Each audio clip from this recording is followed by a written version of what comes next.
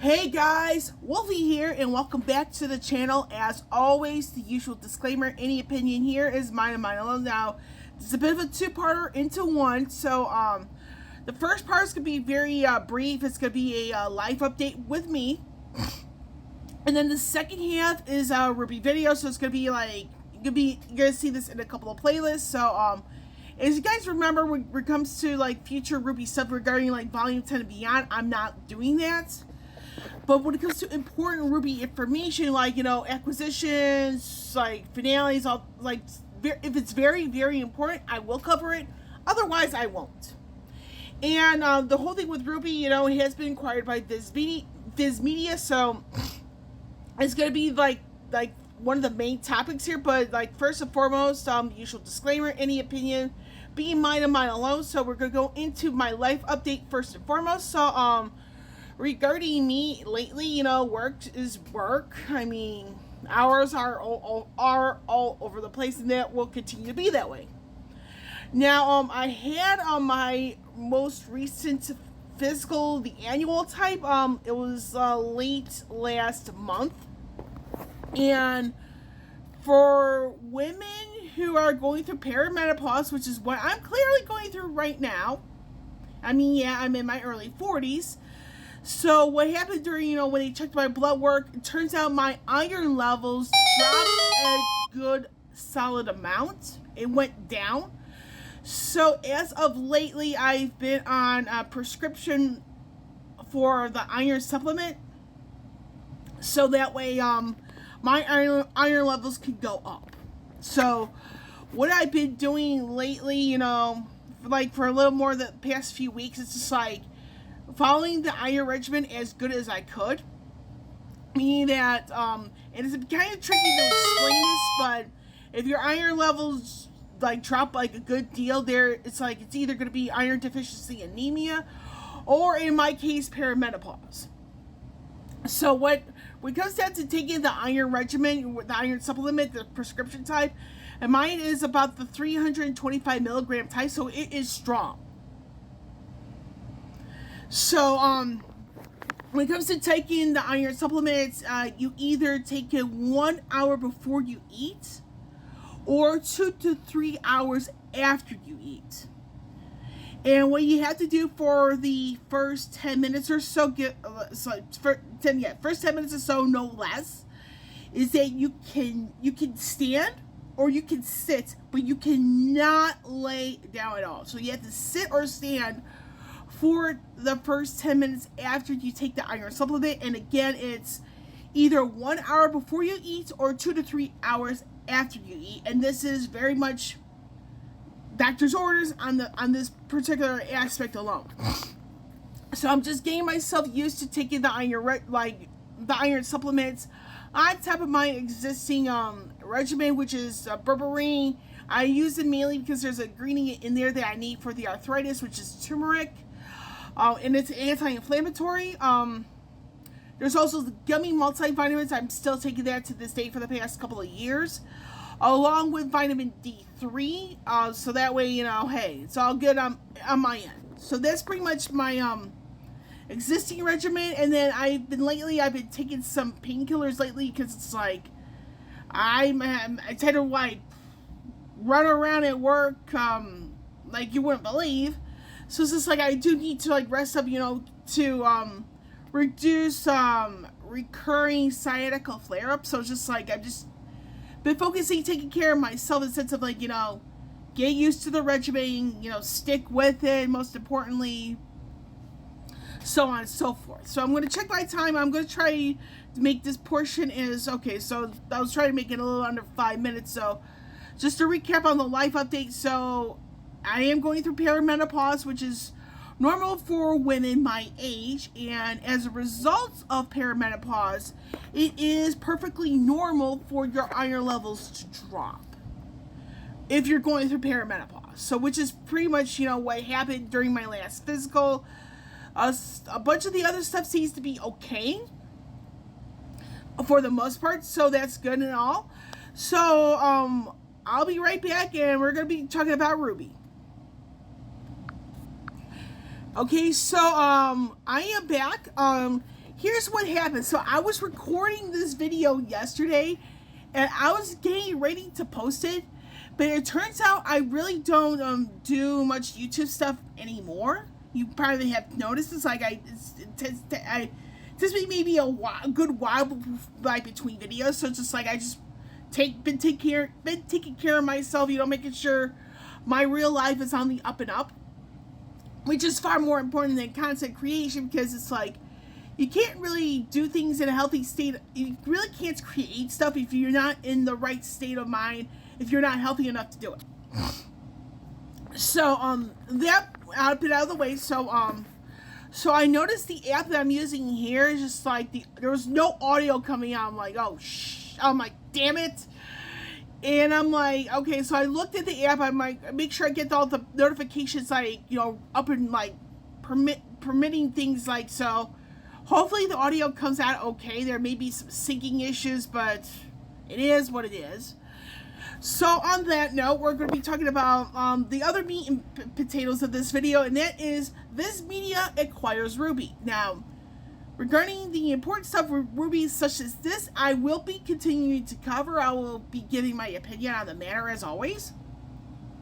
When it comes to like things like Titan Volume 10 and beyond, I will no longer be doing that, because it's like you're talking about a fandom where it's like I can't help but wonder like if there's any chance of that getting better.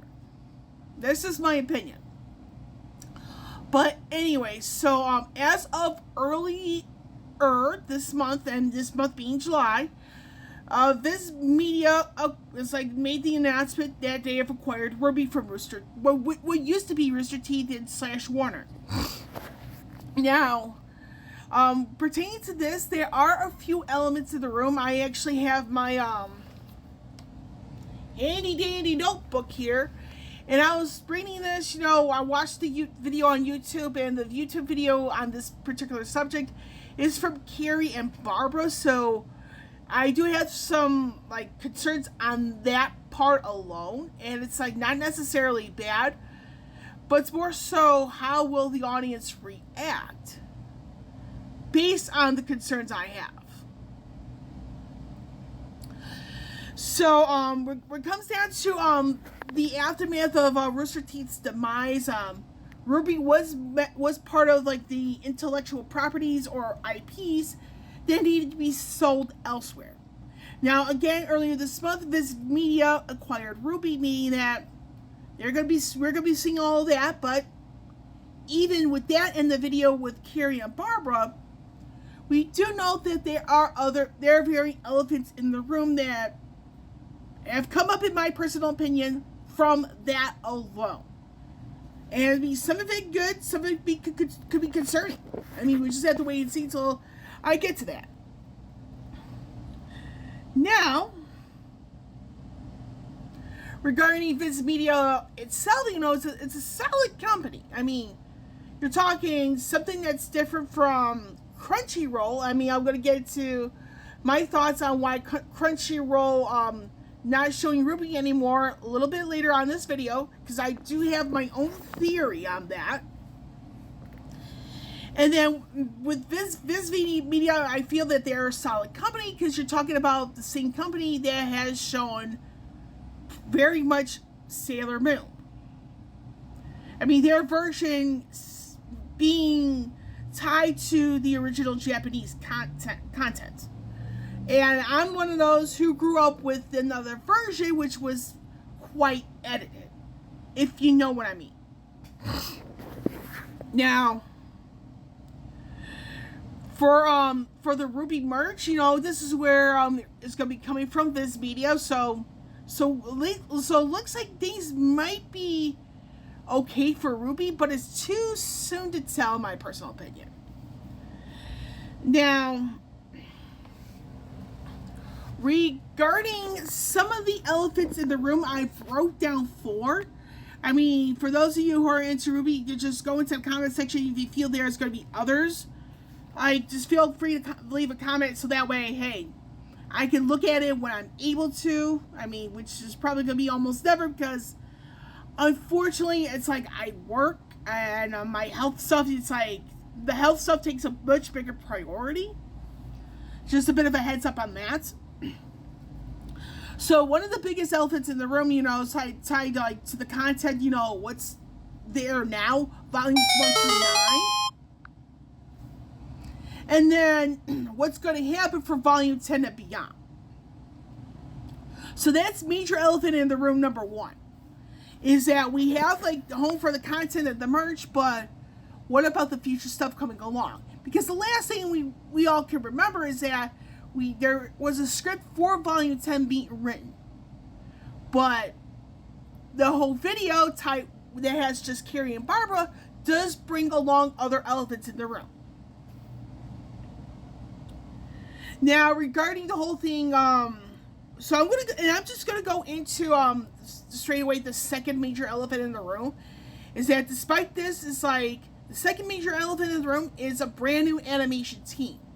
Now this does come as a concern for everybody, regardless of what side of the fandom you're on, because how will people react once there's a new animation team coming along? If there's a new animation team coming along. Now this is itself, it's a very major concern because you have to think about it. New animation team. Will the fandom be embracing it, welcoming it, being open to it? We simply don't know. Will the quality of the animation be better, be the same, be worse? We simply don't know.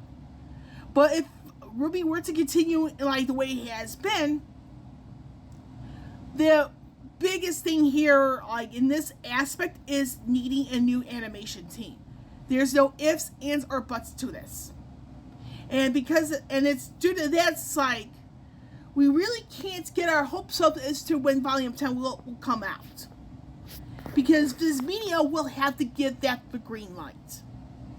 And based on the subpar numbers from Crunchyroll, it's a bit of an elephant in the room that where it's like, we don't know what's going to happen for who knows how long.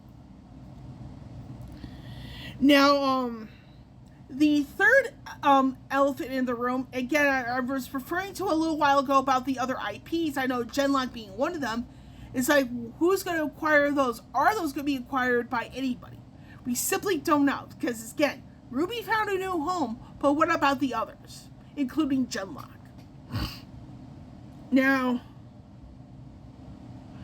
regarding the fourth elephant in the room is Volume 10. Again, let's pretend it gets confirmed. When will it come out?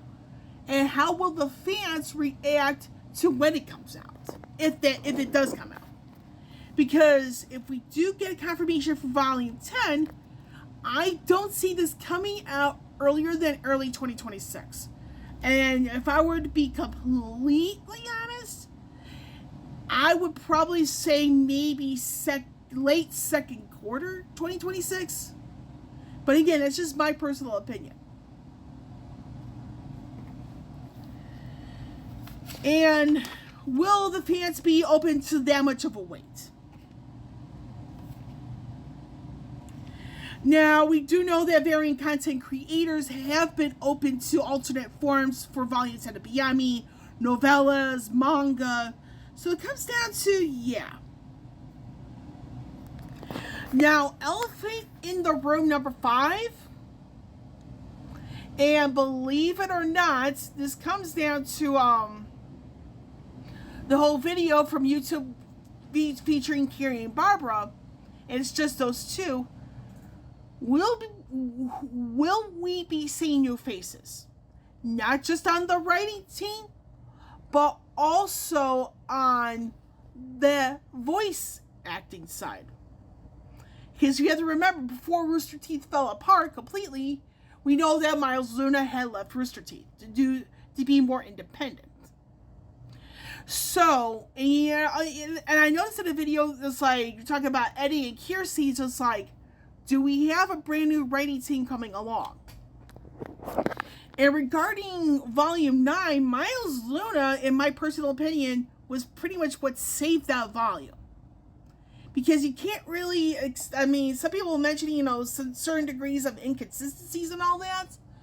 But if you look at Miles Luna's writing, like in Volume 9, it's very much what saved the entire volume for me, in my opinion.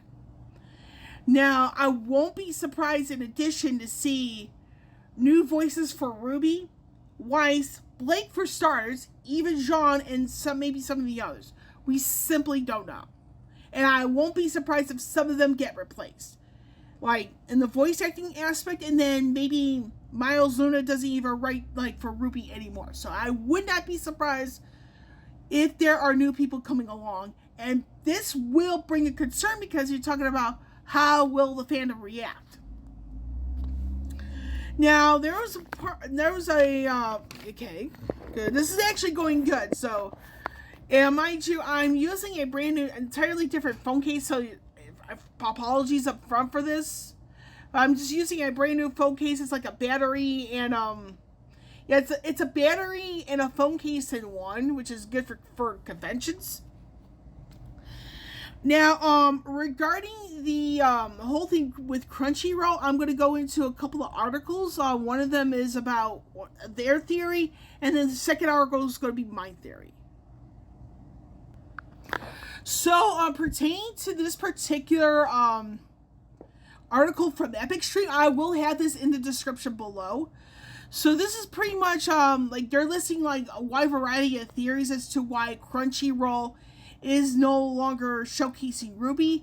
I mean, one of them, I wouldn't be surprised if one of the theories comes down to the ratings and the viewership. It's like, it really wasn't that great. And I wouldn't be surprised if, you know, people were like still pro Rooster Teeth, anti Crunchyroll, this sort of thing. And we do know that Crunchyroll had a majority of the volume's budget. So it's like, I think this comes down to certain aspects of some format of mismanagement from Rooster Teeth's end on this. Who really knows at this point? But it's one of those where it's just like, just read this on your own time, because there's like a lot of theories going on. So it's like, I'd rather like,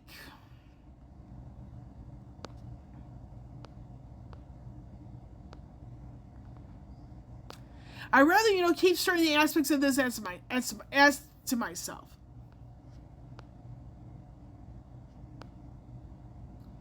Now, we still don't know here that, so we still don't know if Crunchyroll will return to the platform, so we don't, yeah. There's a lot of he said, she said here, so it's like, yeah. So this is pretty much like certain degrees of theories, number one. But I'm going to reveal my personal theory. Now, hold on, let me get this out of the way. Now, this article is from the Sac Bee. I believe this is a newspaper source from California. That's the author, Tanasia Kenny is the author, and this is from December 2023. Now, this is a lawsuit that Crunchyroll was involved in. The settlement was $16 million United States currency. Now, we're talking about violations tied to privacy, so I wouldn't be surprised if this refers to biometric privacy violations, and that is a big deal for certain United States that have laws like this in place. So I'm going to have this article in the description below. In addition, today I'm going to have the video from VIZ Media in the description below, so that way you guys get to see the video, you guys get to see these two articles, so that way you get some supporting like evidence of sorts. So on that note, let me pause this real quickly. So, final thoughts on the whole thing with RWBY and VIZ Media. So, yeah, it's been acquired by a new company, but it's just like, it's far too soon to tell anything further for Volume 10 and beyond. I mean, I am open to the novellas, and I think if Kerry was smart about this, I would probably put Volume 10 into a novella. Because that way you don't want to give fans too much of a wait. considering Volume 9 was on had a timed exclusivity deal with Crunchyroll for a year. And then it was on, what is it? It was on it was on the Rooster Teeth website a little more than a year later. That sort of thing. And then now we know that it's got a new home, so it's just more like, if Kerry was smart, he would put this in Volume 10 into a novella, and so we get more information for anything beyond that. And a novella would work because you have something, the script would be something that the person who pens the novella can work with. And if you have something like that, something that can be worked with, with just a script, you could probably have additional revenue for an animation team to adapt it, and then probably more revenue for beyond Volume 10. So, I am going to, for my final thoughts on the whole thing with RWBY and VIZ Media, I am cautious and neutral because I am very much stepping away from the fandom. But I do hope RWBY somehow, becomes a show worth watching again, because people have been criticizing the writing, the execution, varying aspects of inconsistencies, and it's just like, when people have been pulling away from the show since the aftermath of Volume 3, it's just like, it's like, I think the writing's been on the wall, and I think for Rooster Teeth to fall apart the way it did, I think this is like a wake-up call for Kerry and company. It's just a matter of whether or not, they finally have a decent writing team that can be consistent on everything, and a good animation team will follow. But time will tell, and this is where I end this video. So with Wolfie here signing off, I will catch you all on the flip side.